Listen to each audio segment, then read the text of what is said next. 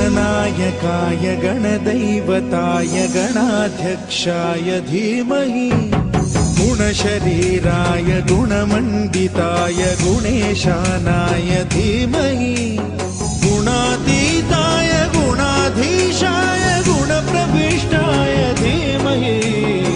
एकदन्ताय वक्रतुण्डाय गौरीतनयाय धीमहि